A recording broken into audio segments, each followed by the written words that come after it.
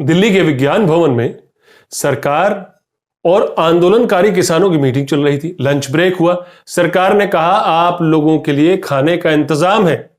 किसानों ने कहा शुक्रिया जी, पर हम अपना खाना साथ लाए हैं। और इस तरह आंदोलनकारी किसानों ने सरकार का खाना ठुकरा दिया। कहा जब हमारे साथी आंदोलन पर बैठे हैं, सड़क पर हैं, तो हम सरकार का खाना कैसे खा सकते हैं। कृषि कानून वापस करने की मांग पर पिछले 8 दिन से आंदोलन पर बैठे किसानों का सरकार का लंच ठुकराना एक तरह की जिद है कि वो अपनी मांग मनवा कर ही वापस लौटेंगे। इधर दिल्ली में सरकार और आंदोलनकारी किसानों के बीच दूसरे राउंड की मीटिंग चल रही थी, तो उधर पंजाब से खबर आई कि कृषि कानूनों के विरोध में पूर्व मुख्यमंत्री प्रकाश सिंह बादल ने राष्ट्रपति रामनाथ कोविंद को चिट्ठी लिखकर अपना पद्म विभूषण लौटा दिया है। ये वही प्रकाश सिंह बादल हैं जिनको प्रधानमंत्री नरेंद्र मोदी ने भारत का नेल्सन मंडेला बोला था। हालांकि इस कंपैरिजन के लिए प्रधानमंत्री की सोशल मीडिया पर जग हंसाई भी हुई थी। खैर, मैं तो यह बताना चाह रहा था कि अकाली दल और बीजेपी के रास्ते तो पहले ही अलग हो चुके थे। अब किसानों की मांगों के समर्थन को लेकर प्रकाश सिंह बादल का पद्म विभूषण लौटाने का फैसला केंद्र सरकार के लिए बड़ा एम्बैरेसमेंट है। यही नहीं बल्कि पंजाब और हरियाणा के कई कद्दावर और नामी गिरामी खिलाड़ियों जैसे ओलंपिक हॉकी खिलाड़ी सज्जन सिंह चीमा ने भी अपने अवार्ड सरकार को वापस करने का फैसला किया। पहले जब लाखों आंदोलनकारी किसान दिल्ली बॉर्डर पहुंचे तो प्रोपेगेंडा फैलाया गया कि किसान आंदोलन राजनीति से प्रेरित है, बल्कि आंदोलन को तो देश के गद्दारों ने हाईजैक कर लिया है, यह बताया गया। कुछ बीजेपी नेताओं ने और साथ साथ गोदी मीडिया ने भी ऐसे कई फेक वीडियो भी वायरल करवाए। यह आंदोलन को बदनाम करने की पहली कवायद थी। वही गोदी मीडिया अवार्ड वापसी को लेकर भी मुद्दा बना रहा है कि अवार्ड वापसी गैंग फिर सक्रिय हो चुका है। लेकिन बीजेपी के नेता क्या इतने भर से चुप हो जाते? नहीं ना। इसलिए आज इसी आंदोलन के लिए टुकड़े टुकड़े शब्द फिर बीजेपी ने अपने राष्ट्रवादी झोले से निकाल लिए। आपने यह गौर किया कि स्टूडेंट अपनी मांगों को लेकर सरकार के खिलाफ प्रोटेस्ट में खड़े हों तो वो एंटी नेशनल मानसिकता कही जाती है। नागरिकता कानून के संशोधन से नाराज लोग नागरिक धरने प्रदर्शन पर बैठे तो उन्हें देशद्रोही का टैग दे दिया जाता है। और जब किसान भी अपनी जायज मांगों के साथ सड़क पर आंदोलन पर उतरे तो उनको टुकड़े टुकड़े जैसी संज्ञाओं से नवाजा जाता है। नमस्कार, मैं हूं आपका न्यूज़बाज प्रभात शुंगलू। मेरा आज का सवाल, क्या किसानों की मांग जायज है? अपने जवाब हां या ना में दीजिएगा। दिल्ली में बीजेपी सांसद और पूर्व प्रदेश अध्यक्ष मनोज तिवारी ने आज कहा कि टुकड़े टुकड़े गैंग फिर सक्रिय हो चुका है और किसान आंदोलन को शाहीन बाग की तर्ज पर मोड़ने की कोशिश की जा रही है। शाहीन बाग का नाम आज इस पूरे मंजर में एक शाहीन बाग की तस्वीर भी मनोज तिवारी ने क्रिएट कर दी। ऐसा मनोज तिवारी ने क्यों कहा, उसके पीछे की मानसिकता भी समझ लीजिए। मनोज तिवारी ने किसान आंदोलन और शाहीन बाग का ये जो धरना है वो क्यों जोड़ा, इसे समझने के लिए आपको इस बुजुर्ग महिला की झुर्रियों के पीछे छुपे साहस को गौर से देखना होगा। अगर आप नहीं पहचान पाए तो मैं बताता हूं ये कौन है।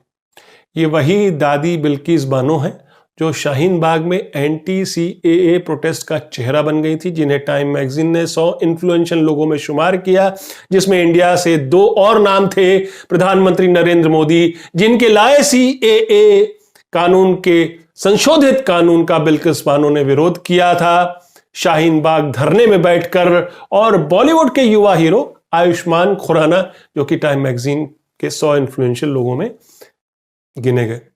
अब बिल्किस बानो ने तय किया कि वो सिंधु बॉर्डर जाएंगी और किसानों के समर्थन में उतरेंगी। वो पहुंच भी गई, लेकिन वहां पर उन्हें पुलिस ने रोक दिया और वापस उन्हें उनके घर पहुंचा दिया। लेकिन इससे पहले दादी बिल्किस बानो कह चुकी थी, ऐलान कर चुकी थी, बता चुकी थी कि मैं भी किसान की बेटी हूं, मैं किसानों की जायज मांगों में उनके साथ हूं। बस मनोज तिवारी जैसे बीजेपी नेताओं को दादी बिल्किस बानो का किसानों के समर्थन में उतरना अच्छा नहीं लगा और झट किसान आंदोलन को बदनाम करने के लिए और बदनाम करने के लिए फिर वही शब्द उछाल दिया जिसको शाहीन बाग प्रदर्शन के दौरान बीजेपी में मनोज तिवारी के दूसरे साथियों ने इस्तेमाल किया था और माहौल को सांप्रदायिक बनाने में कोई कोर कसर नहीं छोड़ी थी। यही नहीं बल्कि मनोज तिवारी ने कहा कि जैसे दिल्ली में षड्यंत्रकारियों ने दंगे करवाए वैसे ही किसानों के नाम पर देश में दंगे कराने की साजिश रची जा रही है। किसानों के समर्थन में उतरी एक बूढ़ी औरत में मनोज तिवारी को टुकड़े टुकड़े गैंग और दंगों की साजिश सब नजर आ गई।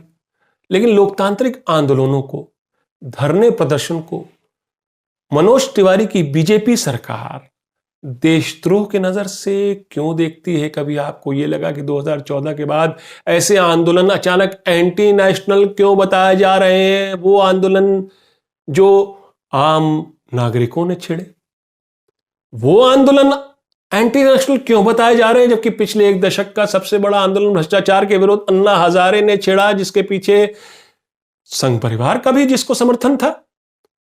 जिस आंदोलन के रथ पर सवार मोदी की बीजेपी सत्ता में आई, कांग्रेस के 10 साल के प्रशासन को, सत्ता को बेदखल करके सत्ता में आई बीजेपी, केजरीवाल दिल्ली के मुख्यमंत्री बने, उसी आंदोलन के फलस्वरूप, और किरण बेदी जैसी पूर्व आईपीएस अधिकारी पुदुचेरी के लेफ्टिनेंट गवर्नर, उस दौर के एक और शख्स जो केजरीवाल से भी अलग हो गए बाद में, और वो आज किसान आंदोलन के साथ जुड़े हैं और सिंघू बॉर्डर पर है, और उनका नाम है योगेंद्र यादव, जिसके नाम से ही बीजेपी सरकार को चिढ़ है।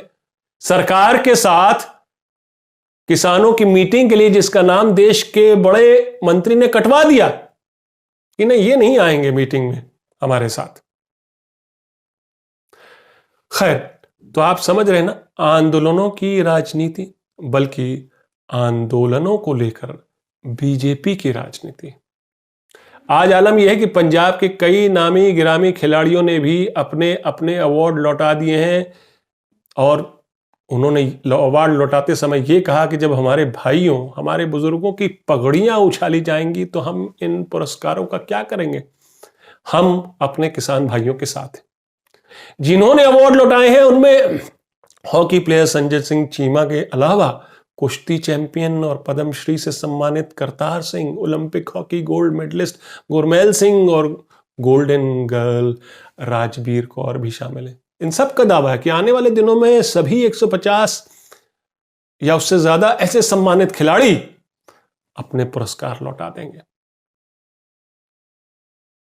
देश का आम नागरिक अपनी मांगों के लिए लड़ रहा, बस धरने प्रदर्शन और आंदोलनों की जगह बदल रही हैं, चाहे शाहीन बाग हो या सिंघू बॉर्डर, और बदले में उस नागरिक को मिल रही है जिल्लत और बहुत सारी तोहमत।